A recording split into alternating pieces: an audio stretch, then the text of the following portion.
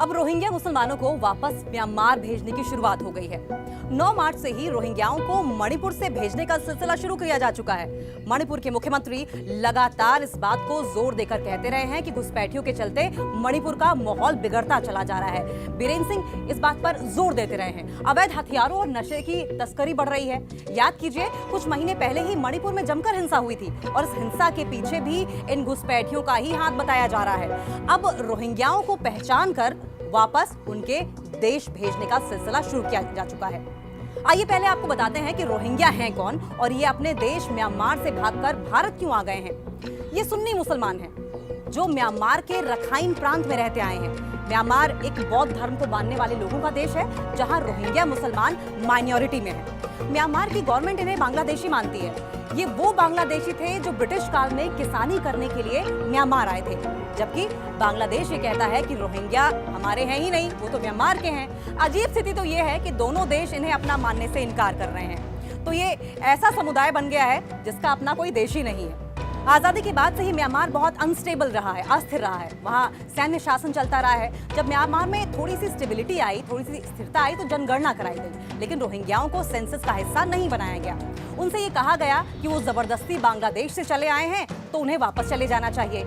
यहाँ तक तो ठीक था, लेकिन रोहिंग्याओं के लिए म्यांमार में बात तब और ज्यादा बिगड़ गई जब एक रोहिंग्या ने बौद्ध महिला का बलात्कार कर दिया और उसके बाद बड़ी ही बेरहमी से निर्मम तरीके से उसकी हत्या भी कर दी। बौद्ध आबादी के बीच रोहिंग्याओं को लेकर गुस्सा फूट पड़ा और इसके बाद सांप्रदायिक हिंसा शुरू हो गई और रोहिंग्या मुसलमान वहां से खदेड़े जाने लगे। कहा तो यहां तक जाता है कि आम लोग और सैनिकों ने मिलकर रोहिंग्याओं पर जमकर हिंसा की। गांव के गांव जला दिए गए। बहुत बड़ा नरसंहार हुआ और इस नरसंहार के बीच 2017 में बड़ी तादाद में रोहिंग्या भागकर बांग्लादेश पहुंच गए। ये समुदाय बांग्लादेश में बड़ी तादाद में रहता है। हालांकि कितनी संख्या होगी ये ठीक आंकड़ा अभी तक पता नहीं किया जा सका है। 2017 में जब म्यांमार से भागकर रोहिंग्या यहां आने लगे तो बांग्लादेश के दक्षिणी पूर्वी तट के कॉक्स बाजार में इन्हें बसाए जाने का इंतजाम किया जाने लगा। कॉक्स बाजार बंगाल की खाड़ी पर एक लंबा सा समुद्री तट है। यहाँ बड़े बड़े शेल्टर बनाए जाने लगे। सरकारी डेटा के मुताबिक इस इलाके में 1,30,000 से ज्यादा शेल्टर बनाए गए और इसी बात से अंदाजा आप लगा सकते हैं कि रोहिंग्याओं की कितनी विशाल आबादी बांग्लादेश भागकर गई होगी। लेकिन सवाल यह है कि हिंदुस्तान में रोहिंग्याओं की संख्या आखिर कितनी है।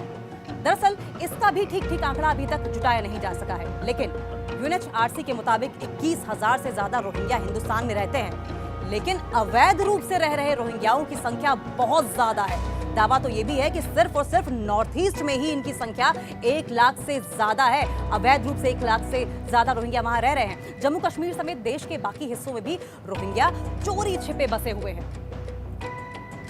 भारत शरणार्थियों को लेकर काफी उदार रहा है।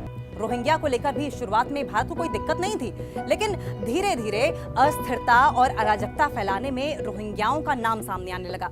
कई देशों में इनका संपर्क था और इन देशों में इनकी संलिप्तता तस्करी में पाई जाने लगी। फर्जी डॉक्यूमेंट्स बनाने में ये माहिर हो गए और कई तरह के गोरख धंधे करने लगे। बात तब और ज्यादा बिगड़ गई जब अलग अलग राज्यों के मूल जो निवासी थे इनसे परेशान होने लगे। इसके अलावा उनका यह भी मानना था कि रोहिंग्याओं के आने से उनके अधिकार छिन रहे हैं, उनके अधिकार बंट रहे हैं। मणिपुर हिंसा में भी इनका नाम सामने आया। मणिपुर हिंसा से ठीक पहले बड़ी संख्या में रोहिंग्या मणिपुर राज्य में आए थे।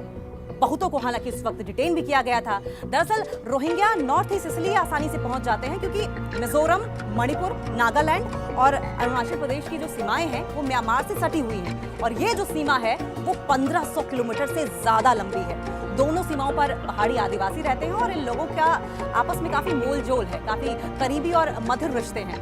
उनसे मिलने जुलने और व्यापार की मुश्किलों से उन्हें गुजरना ना पड़े, इसलिए भारत और म्यांमार ने मिलकर ये तय किया कि सीमाएं 16 किलोमीटर तक वीजा फ्री कर दी जाए और आने जाने की इस आजादी का फायदा इन घुसपैठियों ने उठाया और वे बड़ी संख्या में सीमा पार करके धीरे धीरे करके भारत में आने लगे। अब रोहिंग्याओं को डिपोर्ट किया जाने लगा है। तैयारी कर ली गई है कि उन्हें डिपोर्ट किया जाए और सीमाओं को भी घेर दिया जाएगा, यानी कि अब पहले की तरह मुक्त आवागमन नहीं हो पाएगा सीमाओं पर। अब क्योंकि म्यांमार एक अस्थिर देश है, वहां अक्सर हिंसा होती रहती है, वहां से भाग कर रेफ्यूजी भारत आते रहते हैं। अब इतनी बड़ी संख्या में हर साल शरणार्थियों को अकोमोडेट करना, अपनाना कम से कम देश के लिए तो बहुत मुश्किल होगा।